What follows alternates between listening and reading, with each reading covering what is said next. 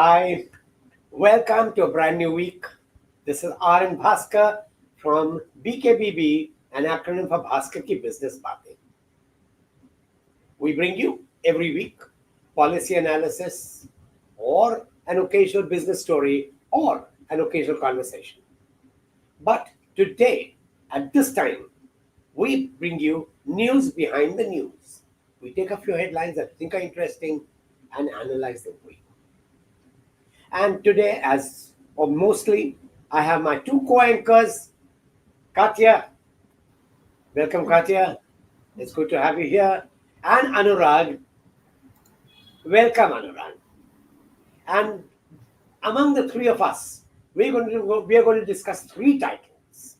And the three titles are: one, is the US headed for recession? And we'll explain why.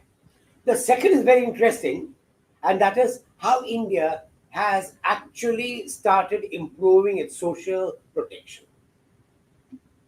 Interesting story. And the third one is even more interesting. Mazagon Docks decides to consolidate its hold in Sri Lanka. Okay, let's take the first story first. The first story is interesting for several reasons. The first story is interesting for several reasons. One, consumer confidence has plummeted to its low. When it plummets in such a sharp manner, it points to a recession. The second part is that consumer spending increased just at 0.5% instead of the predicted and wanted 1.25%. And the third is unemployment benefit claims are increasing, especially during the last 6 weeks. Now, what does that mean? One, every indicator is worrisome. Look at the one which is right at the bottom of the right-hand corner. GDP slipping into the negative terrain. Negative. This is GDP growth. GDP growth is slipping into the negative terrain. And that is why people are scared that this could lead to recession. Now, this has implications for many people in the world, many countries in the world, especially India. Trump has been talking about big, beautiful trade with India. India has not commented because Trump wants to twist India's arm to make sure he can sell his agriculture to India and he can sell his other products to India, including his weaponry, which has failed in many war theaters. And of course, there's another angle to it. When at the G7 meeting, Trump invited Modi to White House, Modi politely declined. He then clarified he had some meetings in Orissa. Even Modi does not want to deal with the US because the last meeting where Modi was compelled to accept many things, though not ratified yet, and the way he's seen how Trump abuses and insults foreign leaders, Modi preferred this time not to go to US. There is a lot of tension that's building up. Which way will India decide? I don't know. But if it decides to import agricultural products, you have a political crisis in India. If it does not, the US will twist us out further. As I mentioned earlier, there's enough documentation from Lavrov on record to show that the US is blackmailing India's policymakers. And that is why these three indicators are important not only for the world but for India. And that takes me to the second story. And the second story is by Katya. So, from US's problems to our own problems, but good news, there is a Ministry of Statistics report which has come out on how our sustainable goals have been progressing, sustainable development goals. So, what is the most interesting part of this particular report is that social protection in the sense of grants instead of direct benefit transfers, or widow pensions, a lot of things get covered in it, including the controversial Ladki Behan scheme is my assumption. So the population covered by social protection in the last 10 or 11 years has gone up by 3x. The amount of population covered was 22% in 2016. Sorry, it's in 9 years, and it has gone up to 64.3%. So it's more than three times growth. So that is the most key takeaway from it. Then there are other interesting developments also. The senior citizen funding daycare has also grown up by 7%, but that is of course a very positive development. It's much required. Gross value added per agriculture worker has also gone to 94,000 in FY25 as opposed to 61,000 in FY16, which could also partly be because of direct benefit transfer. That possibly sir can answer it.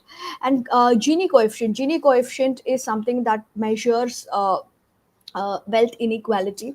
It has come down in both rural as well as urban areas.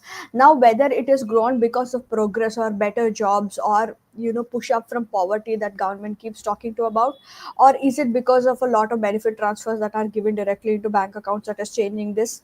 Sir, what do you think? Katya, you're bang on.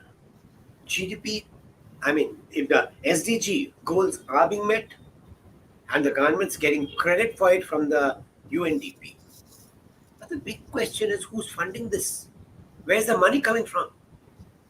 And can the money continue to do this in perpetuity? Is that sustainable? For money to be spent, you have to actually generate money. Right. And the trouble is, India is not generating money. Look at the FDI. Look at the FDI rates plummeting. Look at the GDP growth. It's slowing down. And look at inflation.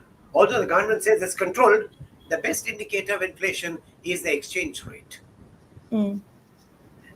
I don't see. Your social spending is going up is great. But I'm a little worried about these good figures, rosy figures that the government has sent to the United Nations.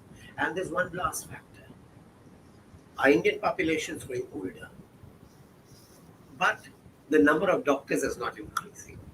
Healthcare benefits have increased, but where are the doctors? But very interesting story. Thanks for flagging this story. Katya, it's cool. It's good.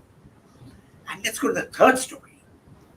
The third story is equally interesting. It's by Anurag.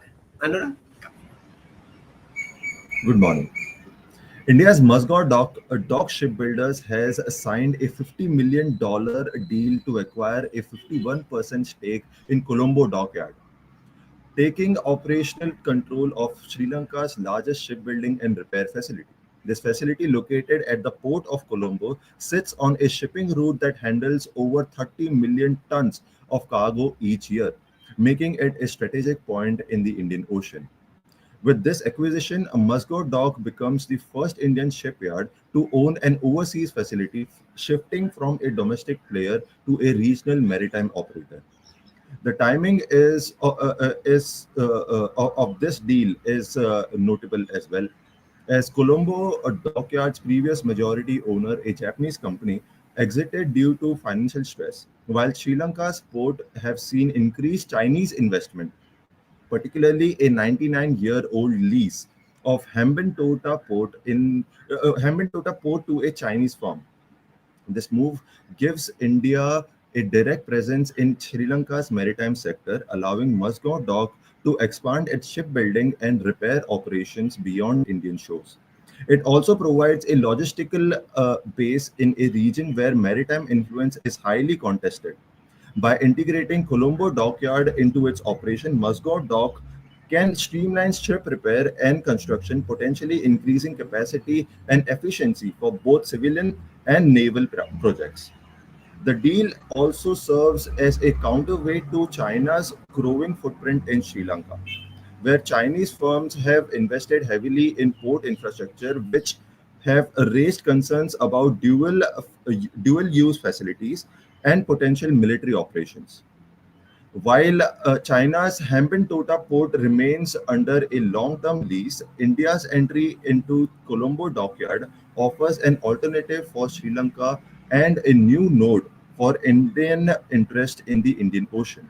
As India and China continue to expand their maritime reach in South Asia, the question arises: will this acquisition by Mazagon Dock shift the balance of strategic influence in the Indian Ocean? Or will it mark the new beginning of a new phase in regional competition? What's your take on this, sir? Anurag is a good story. It's a very good story because of many factors. A, Adani already owns a port in Colombo. And after Adani acquired a port in Colombo, China came along and built another port just opposite Adani's port. So India wants to be there, and India has decided to acquire the shipbuilding yard, and it's a good strategic move. But remember, China is more powerful in Sri Lanka because, in addition to the Hambantota port, it also owns the Hambantota airport. Again, in both cases, the government of India was offered these projects and it rejected the projects. And China came in and said, yes, we'll do it. And again, while India has major interests in the Indian Ocean, and these will protect its interests to some extent, you cannot ask the Chinese not to come there. China has a bigger maritime fleet. China comes from more global trade, and the Indian Ocean is the main ocean through which the trade takes place. So while it's going to lead to tensions, India has consolidated its presence in a section of Sri Lanka that is Colombo. The rest of Sri Lanka, you have more Chinese investment. But interesting. Thank you very much for this. Okay. And let's take up the next stage, some questions. Before the questions, let me tell you a few things. Please click the subscribe button if you have not clicked it again. If you have not become a subscriber, click the like button. It helps us immensely. And most important, please tell your friends about it. And now let me take up the questions. And the first question is for Katya. Isn't SDG improvement a good sign for India? SDG improvement is good science, sir, but the key word on SDG being sustainability. These measures should be sustainable. So, a lot of wealth inequality going down, GV of agriculture working going up, etc., probably is because of direct benefit transfers. While there is no evidence to support it, it looks like it. It's gone 3 times. The population coverage has gone up extensively. While people need support, what they need more is jobs. So, and productivity, like with our international deals, etc., on agriculture and everything. So I think that sir can answer better. No. In fact, what you're saying is absolutely right. What you need is jobs. By just giving money to the poor and to the needy, you're teaching them not to work. Right. And that is frightening for a country long term. You may make political points, you may make you may get bonus points with the United Nations, but it's crippling India. You're right. With a country with a young population, they shouldn't be subsidized otherwise, is what I feel. Point. Absolutely, you're bang on. You're very, very right. Okay. The next one is a very interesting one. What protection does India have about the long-term effect of the US trade on Indian industries? Long-term protection will come only when India starts looking for other markets. Look at the way Southeast Asia is growing. And we've ignored it. Look at countries like Malaysia and Indonesia. Just because the government doesn't like to deal with them doesn't make them less important as consumer centers. You need to look at other markets. You can't go back to Europe because Europe is shrinking. Look at the forecast for GDP figures for UK, for France, for Germany. And just now we showed you the GDP growth is getting into negative terrain for the US. India desperately needs to look at other markets and not stick to the market for whites. And that takes me to the third question. Will India increase its investments in Sri Lanka? Well, it should if it can. A, India does not have too much of money. B, private investors from India are investing in other areas.